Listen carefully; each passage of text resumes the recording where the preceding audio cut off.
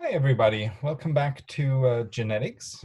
And during this lecture, we will start out by talking about how we can sequence DNA using so-called old school Sanger or first generation Sanger sequencing.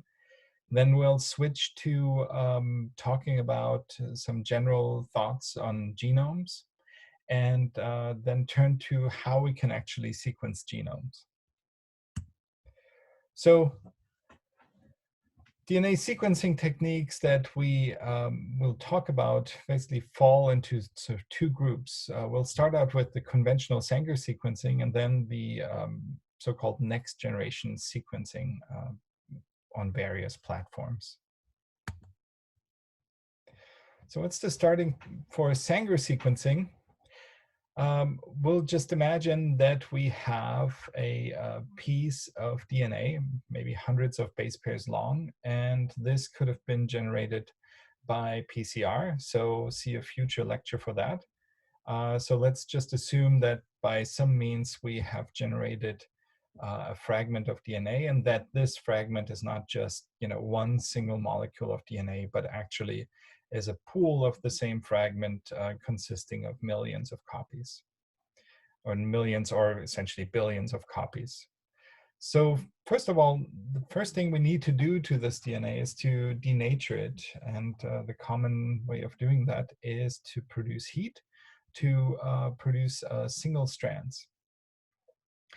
And the reason for that is that we're essentially sequencing makes use of enzymes that are, and of principles that are used in the cell during DNA replication. So you may remember from earlier courses that DNA replication is semi-conservative, meaning that the double helix is split during replication and that each of the two old strands is used as a template for the two new strands, and therefore the production of two new double-strand DNA molecules.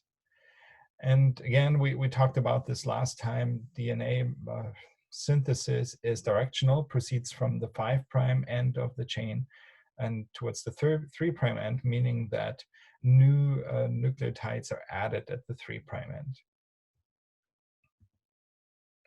So Sanger sequencing, named after scientist Sanger, who deservedly got a Nobel Prize for the discovery and the development of this technique, relies on a special kind of ribose. So we have the DNA ribose, which is the deoxyribose, which as opposed to the ribose in RNA, has only one hydroxyl group on the 3' carbon in the sugar. And Sanger sequencing relies on the presence of dideoxyribose, and that is a sugar that lacks any hydroxyl groups. And of course, we know that this hydroxyl group here in the deoxyribose is crucial for the chain elongation, right, for the synthesis of DNA. If one of these riboses becomes added, it essentially stops the elongation of the chain because there's no longer a hydroxyl group here to propagate the chain. And doing Sanger sequencing, we actually used a mixture. We basically run a DNA replication in vitro in a test tube, and the nucleotides that we're using to run this replication is a mixture of both dideoxy, right? The ones down here only have a hydrogen atom, not a hydroxyl group, and deoxy nucleotides, as you can see up here. Those are the so-called normal ones. And right in this reaction, we basically imitate DNA replication, and we provide the DNA polymerase that we're using, both A, T, G, and C nucleotides for both of these. But the special thing is that the dideoxynucleotides are actually labeled. And those labels are fluorescent, and we can actually use different colors for each nucleotide. So, green for A, red for T, yellow for G, and blue for C in this example. So you may remember from earlier biology lectures that DNA replication can only start if there is sort of a little bit of double-stranded DNA that is adjacent to the single-stranded DNA. This could either happen in places where, we're just at the replication fork and there's, where things started and now things are progressing, or remember the lagging strand during a DNA synthesis in which we actually have to use, in which the cell has to use RNA primers to get the polymerase started to make the Okazaki fragments. So we are, again, imitating natural replication of DNA by also providing a primer. In this case, the primer is not RNA because RNA is much too unstable for just regular work in the lab or in these applications, but a DNA primer. And if this on top here is our sequence that we would like to sequence, our single-stranded DNA, then we have, of course, a complementary primer that binds to this sequence. And this primer is much too short for a real application, but just for the purpose of this slide, I pretended that we could use a short primer. And in the context of PCR, we'll actually talk about why primers need to be longer for the successful application of these techniques. So again, the other thing to keep in mind is the polarity of the DNA. Remember, DNA synthesis proceeds from the 5' towards the 3' end of the newly synthesized strand. And therefore, right, the primer must sort of also run 5' to 3' so that new nucleotides can be added. And of course, it must attach to the 3' end of the template sequence in order to actually allow for the sequencing in the right direction along the stretch of DNA that we wish to sequence. So in this case, right, using the pairing rules, the next nucleotide is a T, and it is being added. This is a dideoxynucleotide, so there is no fluorescent label. So the next nucleotide that's being added is also a dideoxynucleotide that's not fluorescently labeled. But in the next step, just by chance, because this is sort of a stochastic chemical process, we happen to add a dideoxynucleotide. And once this nucleotide is added, this reaction stops. And basically, we only amplified a sequence based on the template that is, in this case, primer plus 3 base pairs long. It could have happened differently, right? Just by chance, we could have also picked up a dideoxy C, and in that case, the amplification would have continued. But now we're stuck, the reaction ends here, and the last base pair is now, and the last base is now fluorescently labeled. So how can we use this principle to generate a DNA sequence? Well, I told you, though, the addition of these fluorescently labeled dideoxynucleotides is a random process. And so as the sequencing proceeds, we would expect the whole, if this is happening often enough, I told you the template that we needs to be millions, billions of copies of DNA fragment that each then have a primer attached and sequence, and the synthesis proceeds.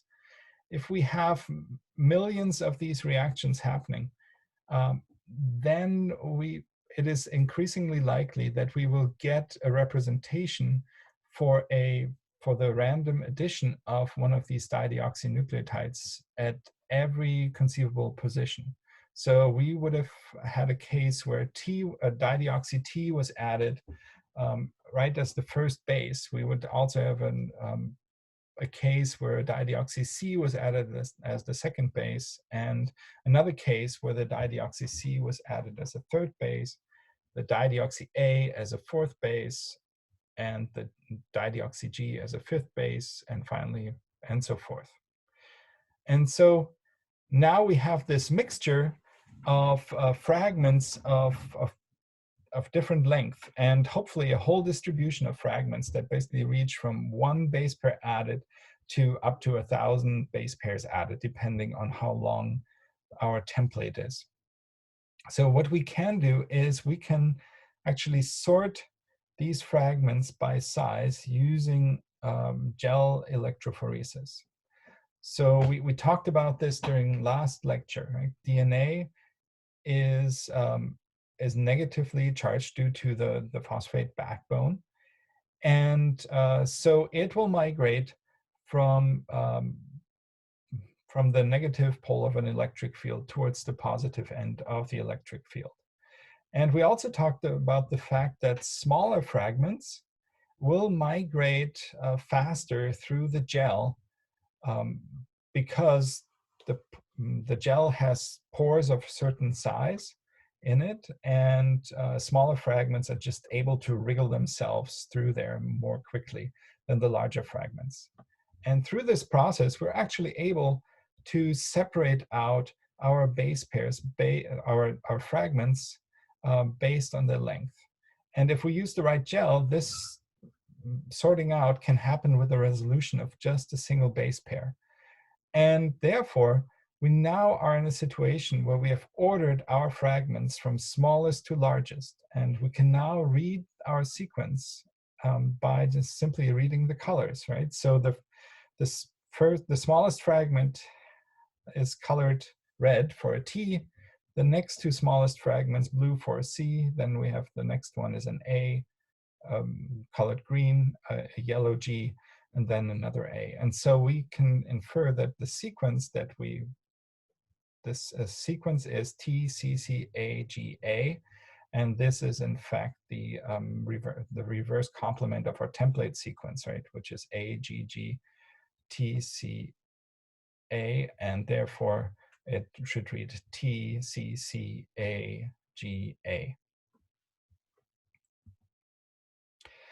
So you may see this figure in the textbook chapter. And what this basically represents is the old school way of doing Sanger sequencing. And that was prior to the availability of fluorescently labeled nucleotides. And before that, nucleotides, dideoxynucleotides, are labeled radioactively. And so we basically can only detect whether on a photographic film, whether a radioactive label was present on the particular fragment of DNA. And so in order to separate out A, T, Gs, and Cs, we actually need to run 4 different sequencing reactions. One containing only dideoxy Gs, the other one containing only dideoxy As, and this third one containing only dideoxy Ts, and the last one containing only dideoxy Cs.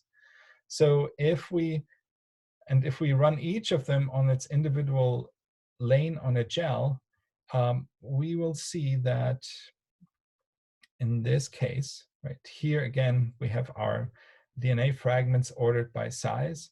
The smallest one had a dideoxy A added, so we see a band in the lane that with the reaction that contained the dideoxy A's. The next one ends with a dideoxy T in the lane for dideoxy T, and the next one up ends with a dideoxy G visualized in the lane for dideoxy G. So same principle, but in the olden days, you needed to run 4 separate reactions. And the first sequence that I obtained as an undergraduate was actually done with this method. And shortly after that, our lab switched to running things with fluorescently labeled nucleotides. And so things really sped up once sequences became online that were able to run a lot of these gels in parallel. And how this is basically done is that the gel is not actually run as sort of a slab gel like I showed you during the last lecture, but the gel is actually poured robotically inside a long, thin capillary.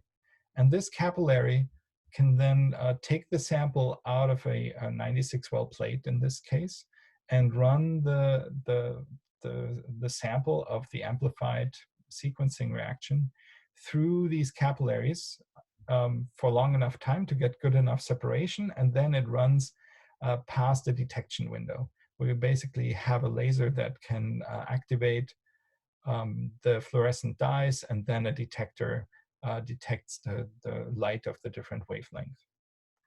And so the output of one of these looks like this. As the bands are migrating past, and here the shortest bands are here as indicated by the numbers, so 10 base pairs, 20, 30, 40, 50, they basically record the color intensity, and different colors stands for a different base pair.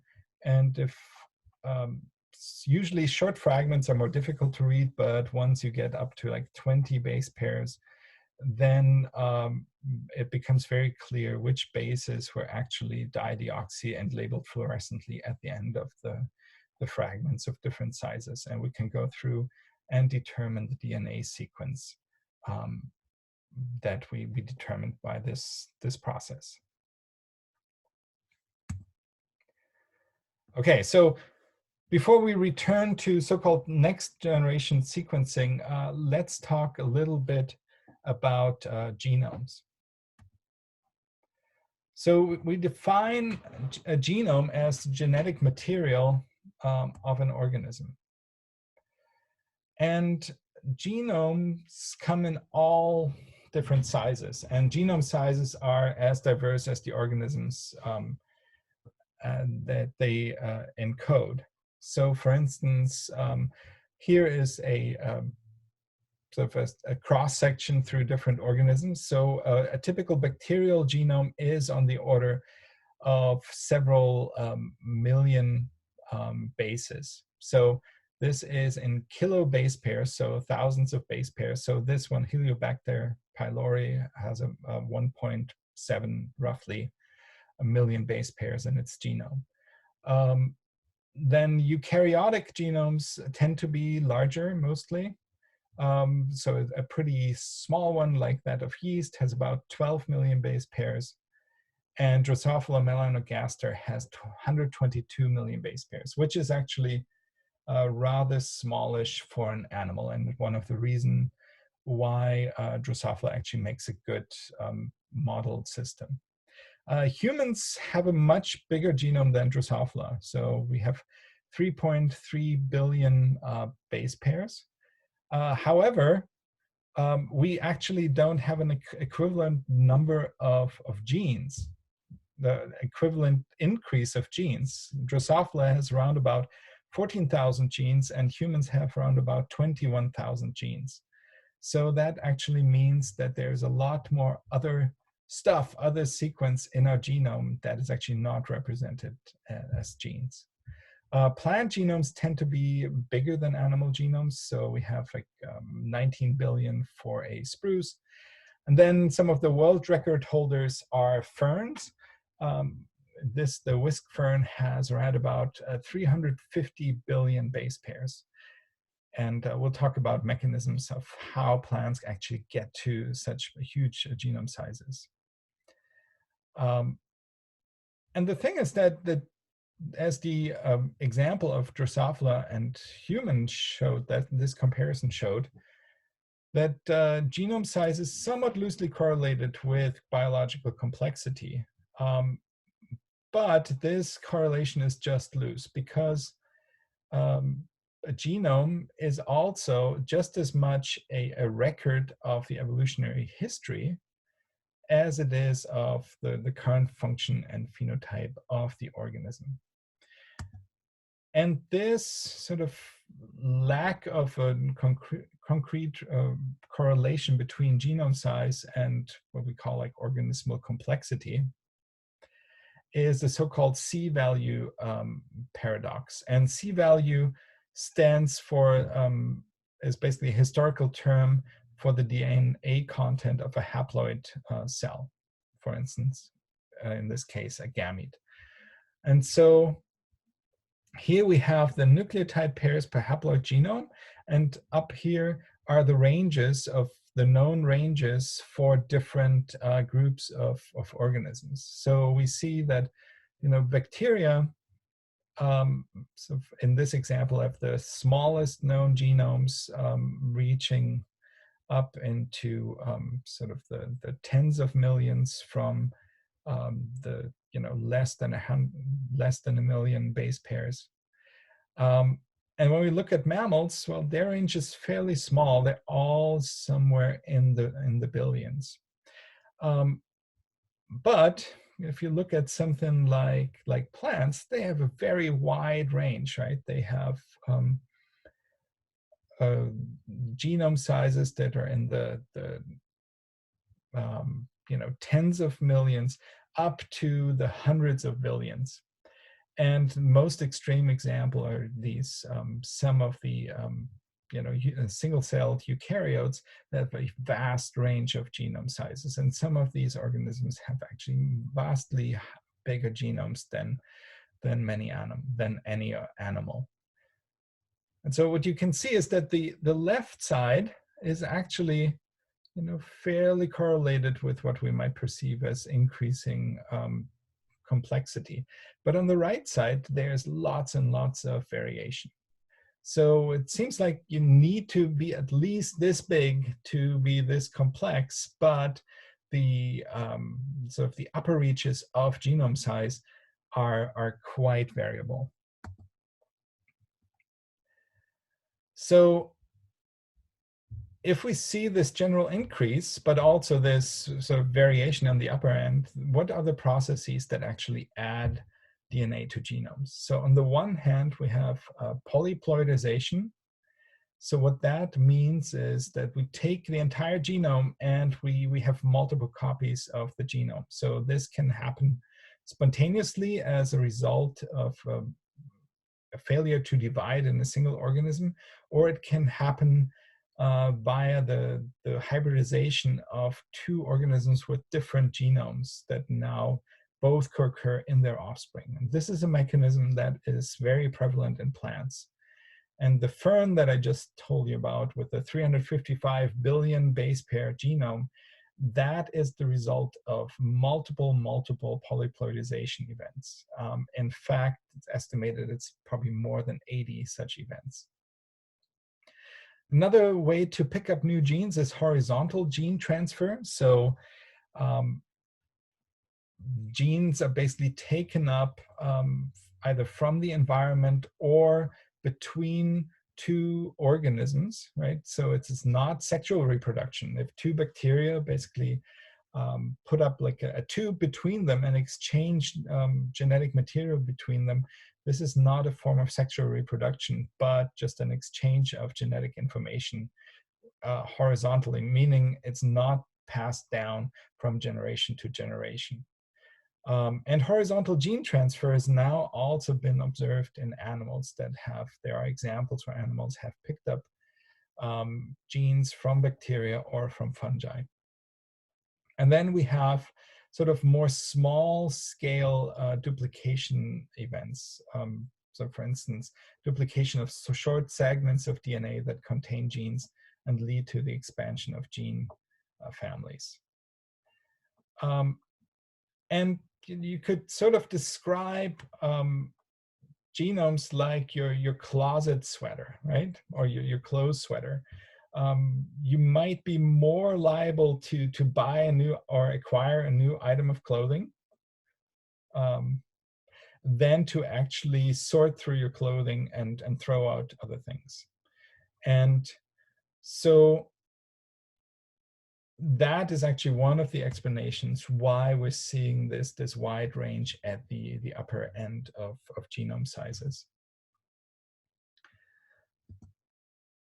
But genes can also lose functions, and we can also lose sort of bits of the genome in the process. So for instance, not all genes are necessary in all environments at the same time. So a really important example here are cave-dwelling organisms such as these cave fish. And here's sort of the next closest relative on the surface that lives in a light environment. The cavefish, however, have lost the ability to form a functioning eye. You can sort of see there's still an eye socket here, and apparently some of the wiring and the developmental processes that are associated with eyes are still necessary for the normal development of the fish, but the eye, or what is left of it, no longer serves the purpose of basically detecting electromagnetic waves in the visible spectrum. And if genetic material is no longer used, and then it's no longer under selection, right? So in a surface fish, if a mutation leads to blindness, that surface fish may suffer severe consequences for its fitness, may not be able to reproduce, when it gets eaten before it has a chance to reproduce, can't find food, and therefore that particular mutation would be weeded out. In the cave fish, it doesn't really matter, right? If the ancestor of the cave fish now lived in this lightless environment and a mutation occurred that suddenly made it unable to see it, that didn't really matter because there's no light to begin with. But it also means that once you lose the gene function, that sort of the organism is stuck, right? That cave fish would probably have a hard time making a living on the surface. So also, non-essential DNA is sometimes lost from genomes, and these cases are often associated with in situations where it's important that organisms undergo high rates of reproduction. So, for instance, Drosophila, right, may be actually selected for it. DNA replication may actually be an actual cost relative to other costs, and therefore, having a tidier, smaller genome may be maybe a reason why it's so much smaller than that of other animals.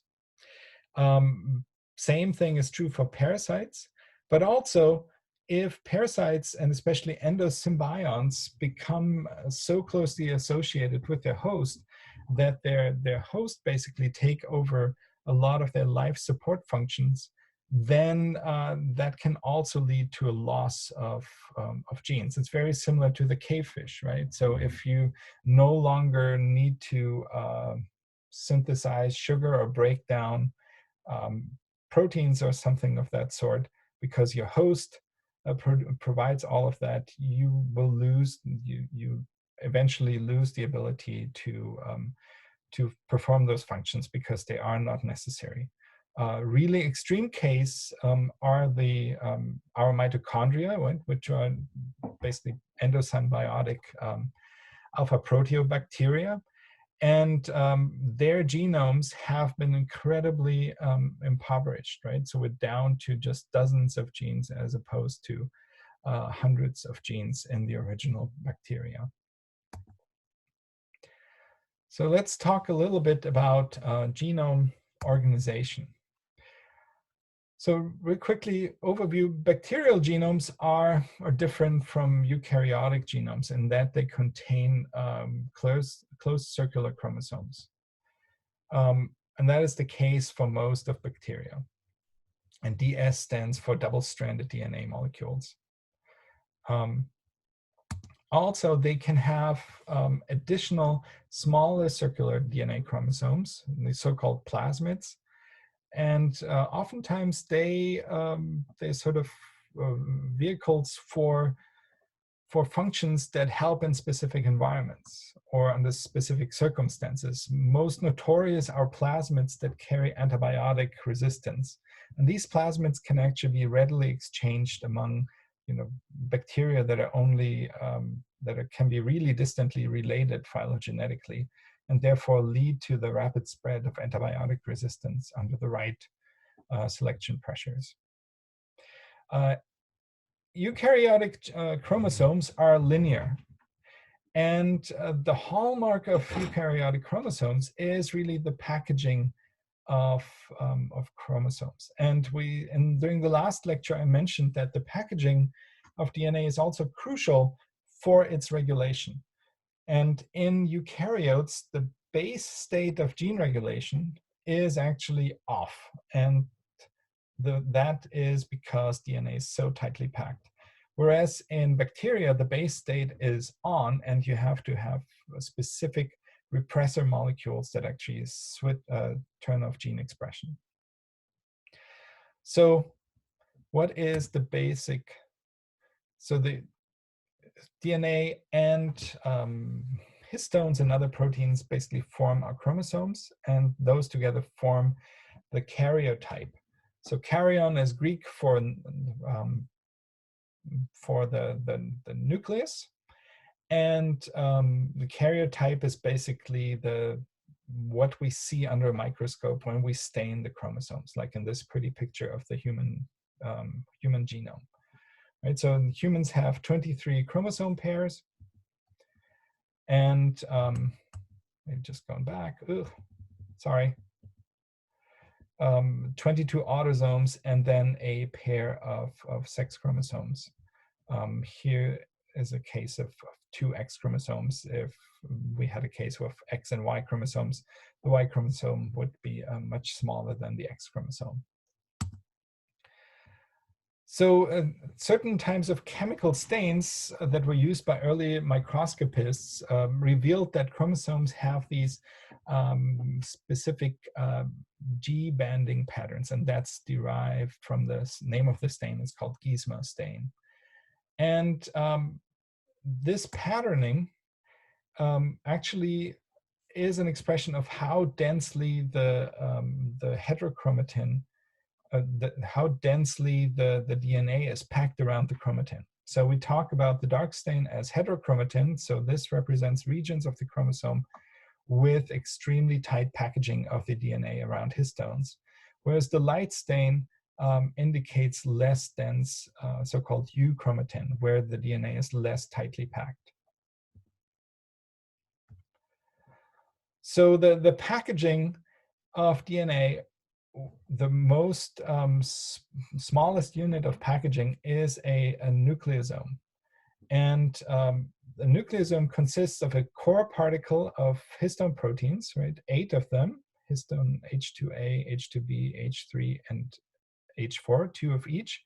And then it's sort of 146 base pairs of DNA, which is almost, well, sort of almost 2 turns around this nucleosome. And additional histones, in this case H1, help then to organize this string of nucleosomes and DNA into what we call a 30 nanometer fiber. And these 30 nanometer fibers are then further coiled up to form the chromosomes, the condensed chromosomes that we see in cartoons of chromosomes, and of course during cell divisions when the chromosomes are actually packed up. In an actual active nucleus that is not undergoing cell division, the chromosomes are actually unraveled and not looking like your cartoon version of a chromosome. And so a little bit of trivia, each of your cells contains about 2 meters of DNA. And so that's about, more than 6 feet of DNA. But however,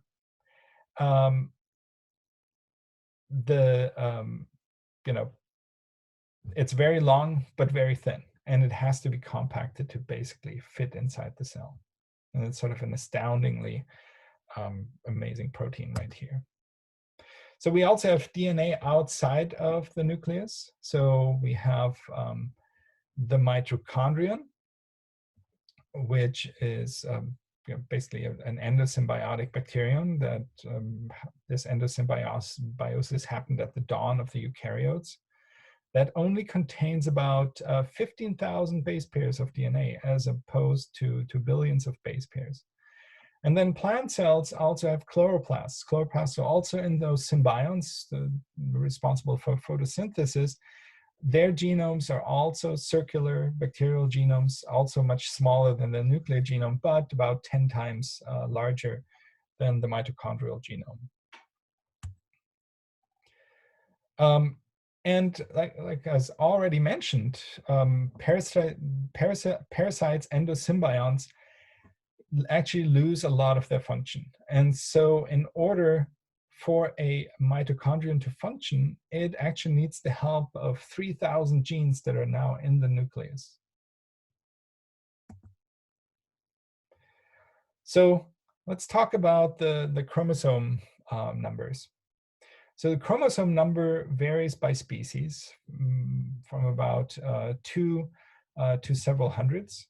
And one chromosome equals one double-stranded DNA molecule. And each chromosome has a different DNA sequence.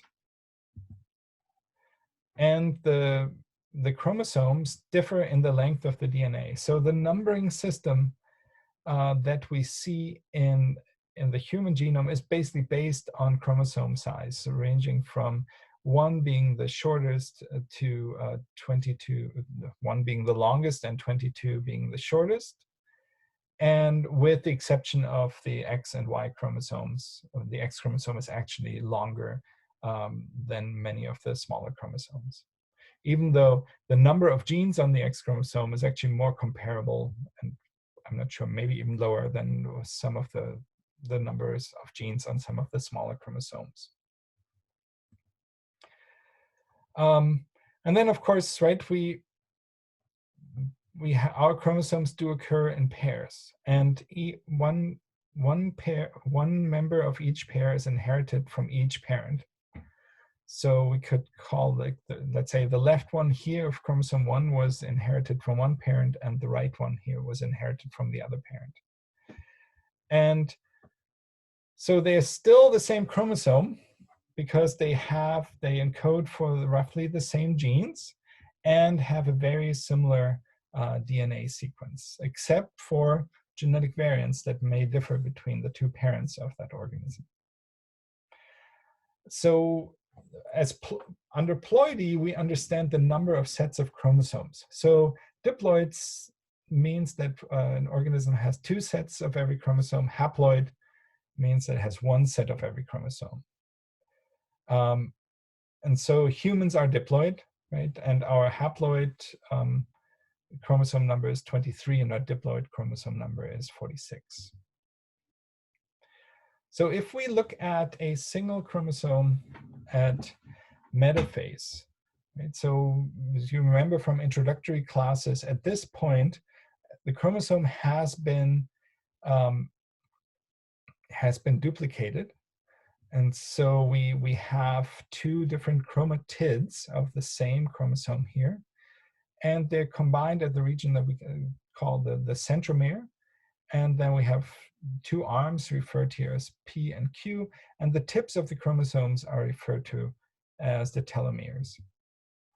And like I said, these are the duplicated sister chromatids that will be separated if this were mitosis in the next step.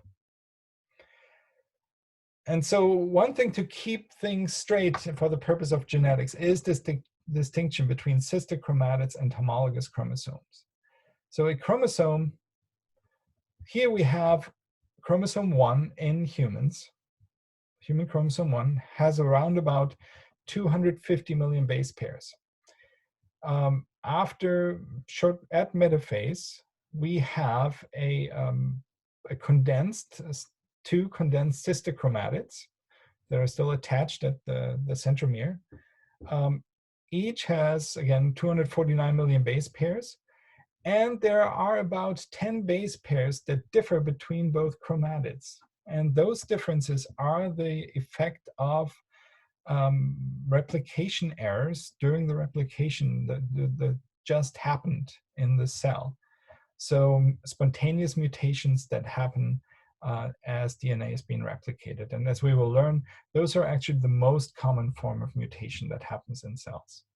So if we compare the homologues in this pair, then we're looking at around about 250,000 base pairs differences. And these base pair differences basically represent allelic differences between the two parents. Right? The chromosomes still have basically the same genes on them, but oftentimes different forms of these genes, and that is represented by these 250,000 base pair differences.